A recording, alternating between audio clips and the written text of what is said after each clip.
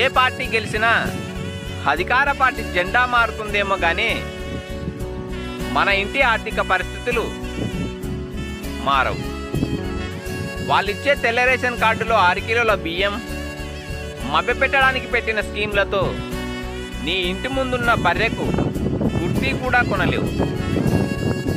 నువ్వు కష్టపడి సంపాదించిన డబ్బులతోనే నీ ఇంటి ఆర్థిక పరిస్థితిని మార్చుకోగలవు. ఈ విషయం నువ్వు ఎంత తొందరగా తెలుసుకుంటే అంత మంచిది.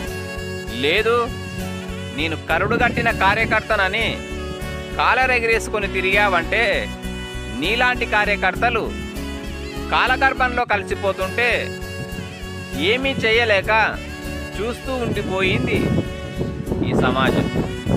రాజకీయం వ్యాపారం అయిపోయిందన్నా.